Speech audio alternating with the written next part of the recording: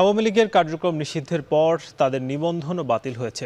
স্পষ্টতই বোঝা যাচ্ছে আগামী নির্বাচনে অংশ নিতে পারছে না দলটি।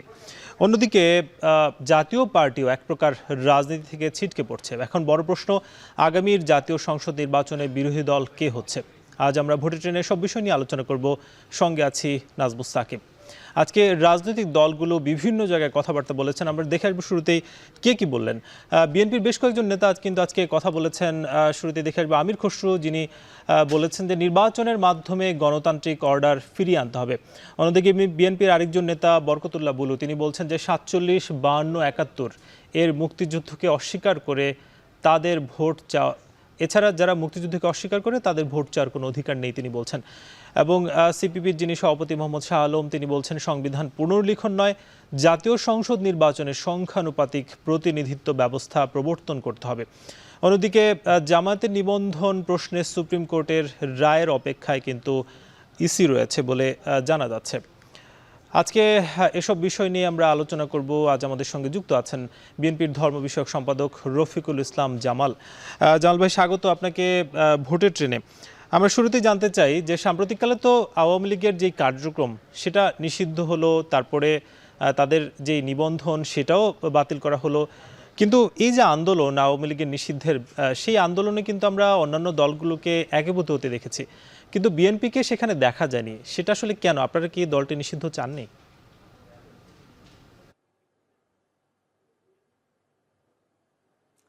না, আমরা আসলে দলটি নিষিদ্ধ তো দেশের জনগণের একটা দাবি ছিল।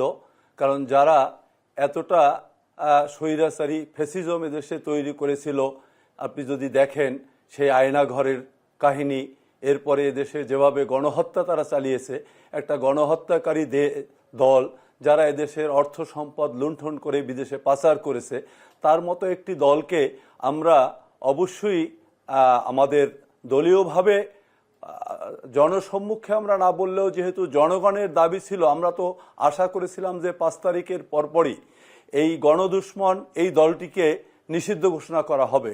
আমরা জানি না সরকার কেন এত দীর্ঘদিন অপেক্ষা করতেছিল, যেহেতু রাষ্ট্রীয় দায়িত্বে রাষ্ট্রীয় ক্ষমতায় অন্তর্বর্তীকালীন সরকার ছিল, যে কারণে আমরা তাদের দিকে তাকিয়েছিলাম। কারণ জনগণের পালস যদি তারা বুঝে থাকে, তাহলে বহু আগেই এই দলটিকে নিষিদ্ধ করা উচিত ছিল। বিবৃতিতে তো সেটা আমরা দেখিনি, এবং সবশেষ যে শাহবাগ ঘিরে যেটা হলো সেখানেও আসলে বিএনপিকে দেখা যায় না। এবং আপনাদের তরফ থেকে বলছেন যে জনগণ যদি চায়, সেটা কি আসলে জনগণ তো বিএনপির মধ্যে আছে, তাহলে বিএনপি আসলে কি চেয়েছে?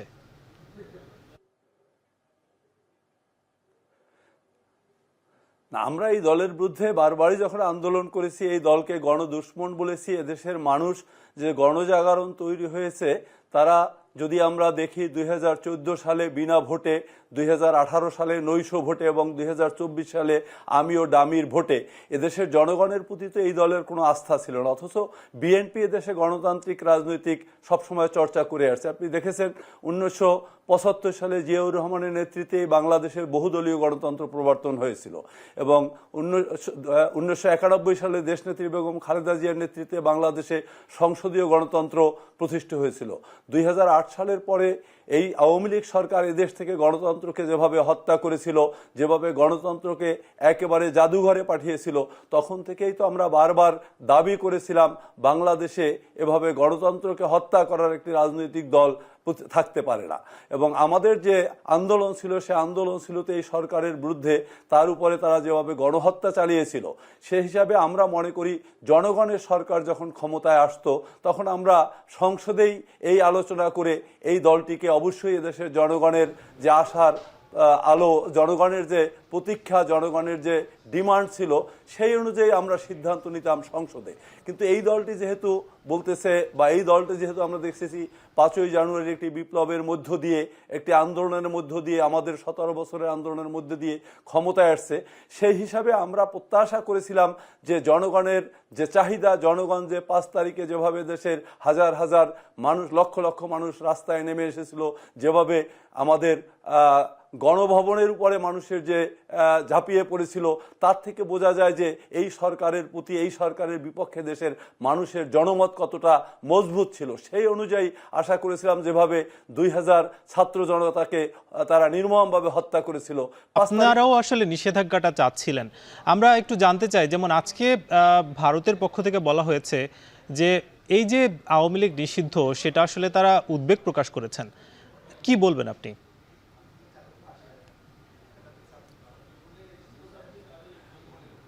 ভারত আসলে তো এই দেশের জনগণের সঙ্গে আমরা দেখেছি যে এই দেশের জনগণের সঙ্গে গত 17 বছর ভারত কোনো সম্পর্ক রাখেনি। এদেশের জনগণের যে চাহিদা, 1971 সালে ভারত আমাদের মুক্তিযুদ্ধে সহযোগিতা করেছে। ভারত জানে যে বাংলাদেশের মানুষের একমাত্র চাহিদা ছিল গণতন্ত্র। সেই গণতন্ত্রকে যখন এই দলটি হত্যা করেছিল, তখন বাংলাদেশের জনগণের বিপক্ষে গিয়ে আওয়ামী লীগের সঙ্গে তারা সম্পর্ক বজায় রেখেছিল। আমরা বলবো এদেশের জনগণকে তারা গণতন্ত্র থেকে যাতে বিমুখ হয়ে যায়, গণতন্ত্র যাতে এদেশের জনগণ না পায়, তার জন্যই বরং আওয়ামী লীগকে তারা শক্তিশালী করেছিল। আপনি যদি দেখবেন যে ওই সময়কার মন্ত্রীদের আচরণ, যখন এদেশে একটি 2014 সালে যে নির্বাচনটি হলো, সেই নির্বাচনে তারা ইনক্লুসিভের কথা বলেনি।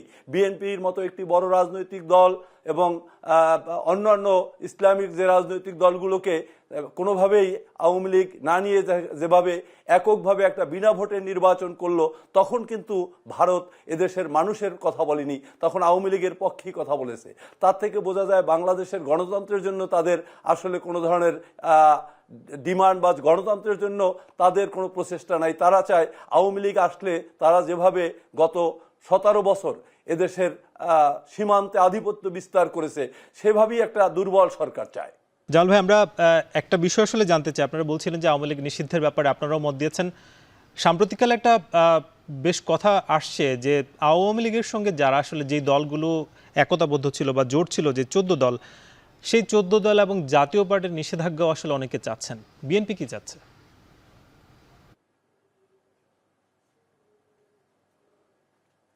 অবশ্যই, কারণ আওয়ামী লীগের যে ফ্যাসিজম, এই ফ্যাসিজম তৈরি করার জন্য গত 17 বছর আওয়ামী লীগের সঙ্গী হিসাবে জাতীয় পার্টি, তার সাথে জাসদ, কমিউনিস্ট পার্টি, রাশেদ খান মেননের, এরা তো আওয়ামী লীগকে আরো উদ্বুদ্ধ করেছে দেশের মানুষের বিপক্ষে দাঁড় করিয়ে দেওয়ার জন্য যত ধরনের সহযোগিতা তারাই করেছে।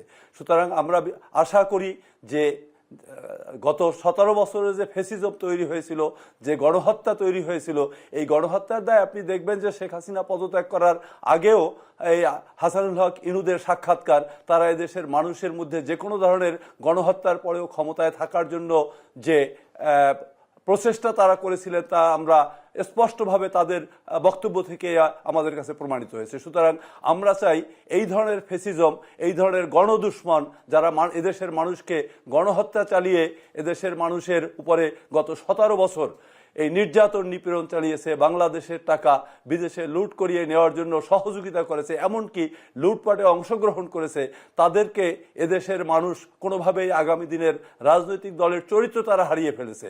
সুতরাং তাদের মধ্যে কোনো দেশপ্রেম আছে বলে আমার কাছে মনে হয় না। তাই যাদের মধ্যে দেশপ্রেম নাই, বাংলাদেশের প্রতি যাদের ভালোবাসা নাই, বাংলাদেশের সার্বভৌমত্বের প্রতি যাদের অঙ্গীকার নাই, তাদের নিষিদ্ধ হওয়া উচিত বলে আমি মনে করি। এবং আমি মনে করি এই সরকার তাও বুঝতে পেরেছে যে গত 17 বছরের এই সরকারের দোসর যারা ছিল, ফ্যাসিজমের দোসর যারা ছিল, তাদেরকে নিশ্চয়ই জনগণের মনোভাব এই সরকার বুঝতে পারবেন এবং তাদের বিরুদ্ধেও একই ব্যবস্থা গ্রহণ করবেন, এটা আমরা প্রত্যাশা করি। জামাল ভাই, একটা বিষয় যে আমরা যদি বাংলাদেশের যে 71 পরবর্তী ইতিহাসটা দেখি, সেখানে দেখি যে বিএনপি, আওয়ামী লীগ কিংবা জাতীয় পার্টি আসলে সাধারণত বিরোধী দলে ছিল। তাহলে যদি আওয়ামী লীগ তো আসলে নিষেধাজ্ঞার মধ্যেই চলে গেছে, অর্থাৎ তারা আর আগামী নির্বাচনে নেই, এবং জাতীয় পার্টি যদি নিষেধাজ্ঞার মধ্যে পড়ে যায়, সেক্ষেত্রে যদি আমরা ধরি যে বিএনপি যদি ক্ষমতায় যায়, তাহলে বিরোধী দল আসলে কারা হচ্ছে? কাদেরকে এগিয়ে থাকতে দেখছেন? আসলে এই সিদ্ধান্ত, ধন্যবাদ আপনাকে এবং এখন টেলিভিশনকে। আমি মনে করি বাংলাদেশের জনগণ কখনো ভুল করেনি। আপনি যদি দেখেন 1952 সালে আমরা অধিকারের জন্য আন্দোলন করেছি, 1969 সালে আমরা যে গণ অভ্যুত্থানের মধ্য দিয়ে বাংলাদেশের 1971 সালে মুক্তিযুদ্ধ, সবকিছু মিলিয়ে 90-এর গণ অভ্যুত্থান, সর্বোপরি 2024 সালে যে গণ অভ্যুত্থানের মধ্য দিয়ে বাংলাদেশ আন্দোলনে আজকে গণতন্ত্র প্রতিষ্ঠা হয়েছে। এখানে জনগণ কোনোভাবেই ভুল করবে না। জনগণ কাকে ক্ষমতায় নিয়ে আসবে, কাদের দ্বারা জনগণ সুরক্ষিত থাকবে, বাংলাদেশের সার্বভৌমত্ব এবং বাংলাদেশের বিদেশ নীতি সহ সকল ধরনের বাংলাদেশের রাষ্ট্রীয় পরিচালনার ক্ষেত্রে কারা এদেশের মানুষের কথা বলবে, গণতন্ত্রকে সুসংহত করবে, সেটা আমি বিশ্বাস করি জনগণ সেখানে বুঝেই তাদেরকে ভোট দেবে। ঠিক একইভাবে বিরোধী দলে আরও অনেক নতুন নতুন সংগঠন আছে, আরও অনেকগুলো সংগঠন আছে, তাদের মধ্যে ঐক্যবদ্ধ হবে কাদেরকে বিরোধী দলে নিয়ে আসবে, কাদেরকে সরকারে নিয়ে আসবে। এদেশের জনগণ কখনোই, আমি মনে করি যখন তারা ভোট দিতে পেরেছে, কখনোই ভুল করেনি। এবং ভবিষ্যতেও জনগণ এই সরকারের মাধ্যমে যে আন্দোলন আমরা করেছি, দেশের মানুষের ভোটের অধিকারের আন্দোলন, সেই ভোটের অধিকার সিদ্ধান্তটা নিবে। আমরা একটু জানতে চাই যে সংস্কার কমিশনে আপনারা যে প্রস্তাবনা দিয়েছেন, সেখানে দেখা যাচ্ছে যে আপনারা এক ব্যক্তিকে একাধিকবারের আসলে বেশি চাচ্ছেন, অর্থাৎ 2বারের বেশি চাচ্ছেন প্রধানমন্ত্রী হিসেবে, কিন্তু অন্যান্য দল আসলে একমত, তারা 2বারের বেশি চাচ্ছে না। আপনারা আসলে কেন চাচ্ছেন? এবং বলা হচ্ছে যে যেই সংস্কারগুলো জরুরি তার মধ্যে এটাও একটা জরুরি, যাতে পরিবারতন্ত্র থেকে আসলে দলগুলো বের হয়ে আসতে পারে। কি বলবেন?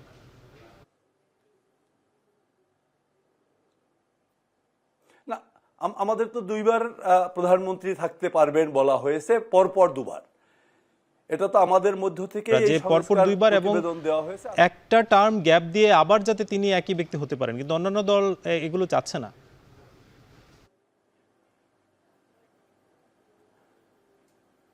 না, এই সংস্কার আমরা এখনো বলিনি যে সংস্কার এখানেই শেষ হয়ে গেছে। সংস্কার তো প্রতিদিন নতুন নতুন প্রয়োজনে সংস্কারের বিভিন্ন চলে আসবে। তা আপনি জানেন যে আমরা 31 দফার মধ্যে দিয়েও আমাদের ভারপ্রাপ্ত চেয়ারম্যান বলেছেন, যদি অন্য কারো মধ্য থেকে গণতন্ত্র সুপ্রতিষ্ঠিত করার জন্য আরও নতুন কোনো পদক্ষেপ আসে, আমরা তা সাদরে গ্রহণ করব।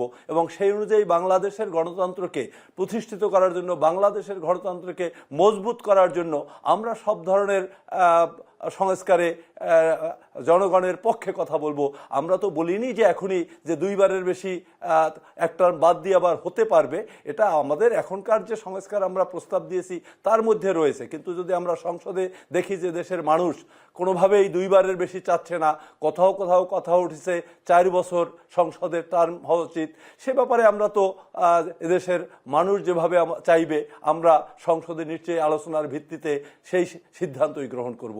এদেশের মানুষ যাতে গণতন্ত্র পায়, যে বাংলাদেশের মানুষ গত 17 বছর যে নির্যাতন নিপীড়নের মধ্যে রয়েছে এবং যে জীবন সংগ্রাম, যে আন্দোলন, যেভাবে তারা নিখোঁজ, আয়নাগর, গুম হয়েছে, সর্বোপরি ছাত্ররা যেভাবে জীবন দিয়েছে, সুতরাং আমরা চাই না বাংলাদেশে আর নতুন করে কোনো আন্দোলন করতে হোক গণতন্ত্র। শেষ একটু জানতে চাই, আমরা ওই বিষয়টা স্পষ্ট একটু জানতে চাই যে সাম্প্রতিককালে এখন তো আসলে কোনো দলের হাতে ক্ষমতাটা নেই, সেক্ষেত্রে এখনও চাঁদাবাজি হচ্ছে কিংবা আগামী দিনের একটা পূর্বাভাস পাওয়া যাচ্ছে যে চাঁদাবাজি হওয়ার, সেক্ষেত্রে আপনারা কি পদক্ষেপ নিচ্ছেন কিংবা সরকারে গেলে কি পদক্ষেপ নেবেন?